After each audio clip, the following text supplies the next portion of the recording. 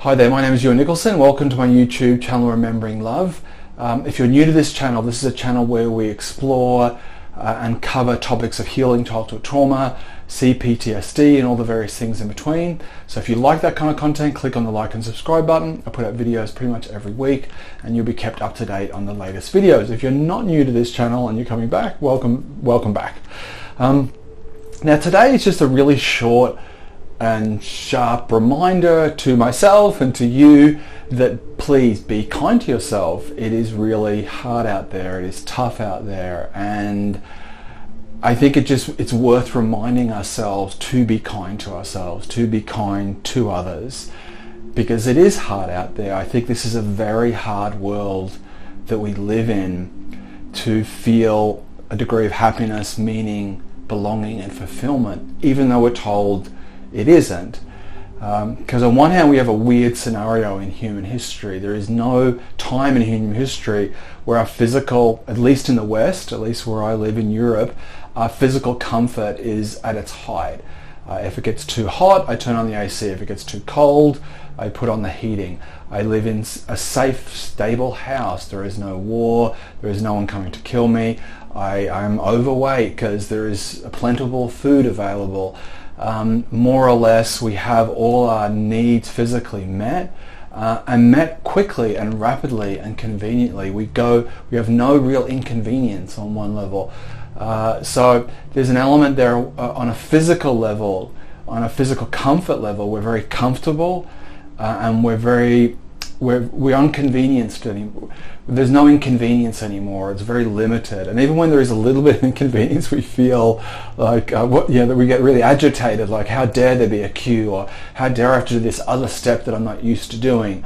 So, in a weird way, we have all these physical needs met, but on a deeper spiritual, psychological, and emotional level, there's what's going on. Like, why is depression increasing? Why is addiction increasing? Why is anxiety increasing? Why is there more loneliness? Why suddenly aren't there people with friends anymore? Like, what is going on? Like, what is happening? If we're here and we're doing this, what is happening?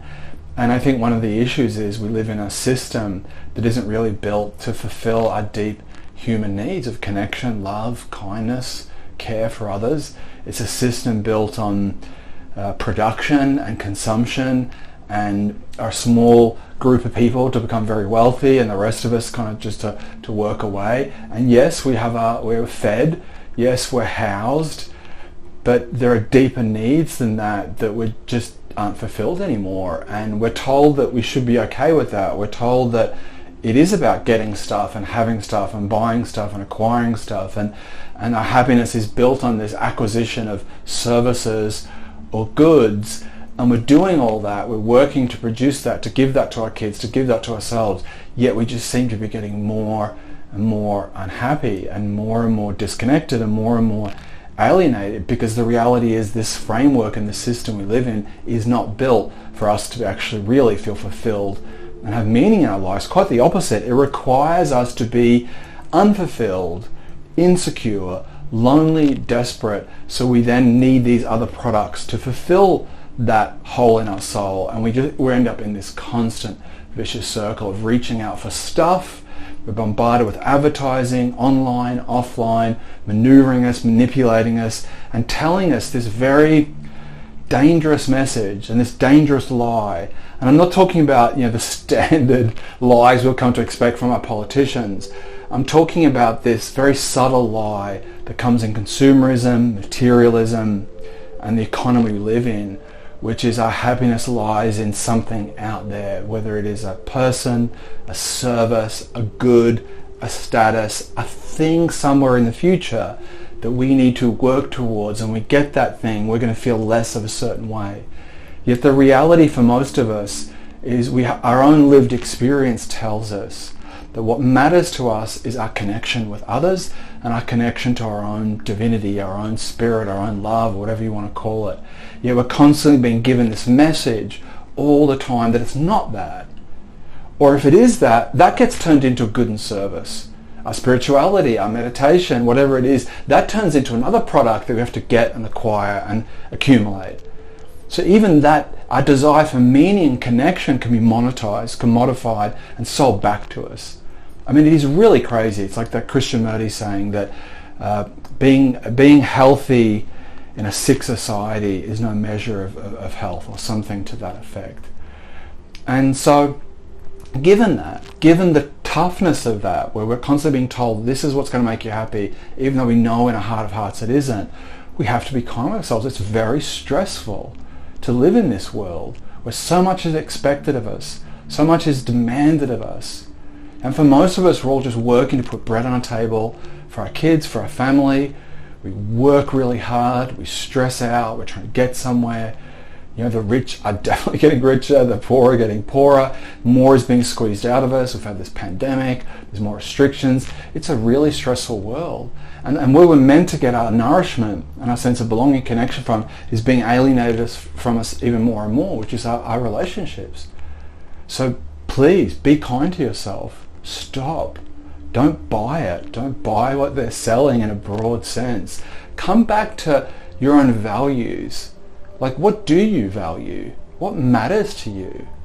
And if I look at myself and ask myself that question, it's the people I love in my life, it's love itself, it's my natural environment, it's my prayer and meditation practice, it's my connection to other people, it's how do I develop more serenity so I can be of more service. The famous Swedish mystic Emanuel Swedenborg had this idea, or this kind of way of looking at the world, where every person you met, you have to say, I want that person to be happier than me. That every person you encounter, that you know, or you know well, or you don't know at all, stranger, everyone you look at, you always look at that person and think, I want that person to be happier than me. And I think it's a beautiful sentiment. It's a beautiful, because that person is me, that we have this interdependence, this interbeing, that their happiness is my happiness. Their suffering is my suffering. We are all deeply connected to each other. And this world tries to tell us otherwise. Our world tries to tell us, just get your needs fulfilled, get what you want. Go down that track and acquire this and get that. Don't worry about other people. And that goes against something in us. And if we listen to that message and follow it, we just end up miserable. And we don't even know why, because we're doing all the right things, but we still feel this emptiness. But if you want to know the truth, just go back to what you value. Go back to your own internal sense of what matters to you. Trust that, follow that. Switch off from these messages at times. Switch off from YouTube, switch off what I was saying, switch off what anyone's saying, and come back to what is in your heart of hearts. Trust that. Be true to that. Because if we try adhere and align ourselves with the messages, we're just going to end up in a really stressful, agitated, sort of freaked out kind of way. And it's easy to forget. I'm making this video as much as a reminder to myself that I don't have to buy this thing of like, And if you're a trauma survivor, it's even more amplified because you have a baseline of anxiety to start with anyway. So if you're feeling stressed, you're feeling overwhelmed, you're feeling like, how am I going to get to where I need to get to? How am I going to do all the things I need to do? How do I make it in this world without collapsing? Somewhere you're buying something that is false. Because our natural state, our natural truth is relaxed. Look at a dog, look at a 3-year-old, look at a tree. If you want to get a sense of how does it really work, what's the real way to be, that's it. It's there right in front of us. The world is at peace, we are at war. Nature is at peace, we are at war. Take a look at an ocean, it's at peace. There's a natural beauty and serenity all around us. And we're living in this weird hellscape mind world that we think is real. That we think this thing I'm getting stressed about is really real. And it just isn't. And I got to constantly remind myself of that. I got to constantly remember that things I'm stressing out about are not real. And it's not that the problems I'm dealing with or the practicalities of my life and money, of course they're real. I mean, I still have to work. I still have to buy things and buy food. So I'm talking about the accompanying stress. The feeling of, the panicked feeling that is all around us, moving, constantly pumping us to step back from that. Because that's the toughness. It's the feeling of I'm trying to fit into a world I can't fit into. I'm trying to keep up with a pace that I can't seem to keep up with. And we just won't. So let's just step back. Let's come back to our internal serenity. Let's be kind to ourselves. Like, to be really kind to ourselves. I'm not talking about taking a day spa or a mani-pedi. I mean, you can do that as well, don't get me wrong. But I'm talking about a kindness that arises from a connection to our hearts, to what's really real, and a compassion that arises from that, a feeling of like it's okay, like I'm really doing my best, everything's going to work out, like I'm not going to buy this thing that I'm being sucked into. I'm just going to step back. What matters? The love I have for the people around me. What matters? What's going on today. That's it. Let's try to keep it that simple. Things will look after themselves. The world is unfolding, whatever the case. But right now I'm here. Right now I'm talking to you. Right now you're listening to me. I get off this video, I speak to my kids. I go outside, I feel the sun. To bring things down to their more simplest pieces. And in that, I'm going to be kind to myself. I'm going to be compassionate. It's not an easy world to live in. It really isn't. And we're told it is. And physical comfort and convenience is not meaning and happiness. It just isn't. Because if it was, we'd all be really happy. Because at least for us here in the West, we've got all the conveniences and all the comforts we could wish for. Yet we're drunk, we're drugged, we're taking antidepressants, we're spending 9 hours a day on our devices. We are addicted to pornography, we are addicted to work, we're addicted to so many different things to get away from ourselves. If everything's so good, why are we so desperate to escape ourselves? It just doesn't add up. So it is tough out there. Please, I implore you, I encourage you, be kind to yourself. And as you're kind to yourself, you're more likely to be kind to others. And we just, let's just create a different story here. It starts with this kindness for ourselves, for others. Try that. Look at someone, some stranger, think, I want that person to be happier than me. It's a really nice feeling. It's a really nice practice. And as I want that person to be happy, I'm not talking about a martyrdom or a codependency. I'm talking about an awareness of our interconnection with others. That person is me. Like, I'm connected to that person. They're connected to me. Their happiness is my happiness. And I mean, we have it for our kids. We have it for the people we love. I mean, I love seeing my kids happy.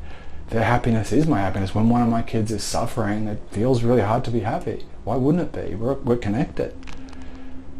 But I can extend that out. It doesn't have to be just stuck with my little tribe, my little kids. I can extend that sentiment out. That it's in my best interest that this whole world is happy, that every sentient being feels loved, feels kindness towards them. Their betterment is at the focus of where I'm at and what I want. It's a good feeling to kind of nurture, and it's a good antidote to the stress that's put upon us.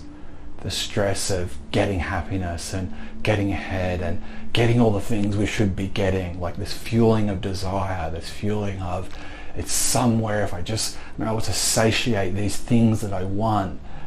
And that's the system we're in. It's constantly aggravating this nerve of desire. Like, it's constantly titivating it, teasing it, pricking it. More. And we don't need any more. We have it all. It's right in front of us. So look, I hope this makes sense. I hope this has helped. If you've enjoyed this, please like and subscribe. If you've got any comments about your own experiences or something you'd like to share, please leave them in the comments section below. Thank you very much for listening. Take care of yourself, and goodbye. And be kind to yourself and others.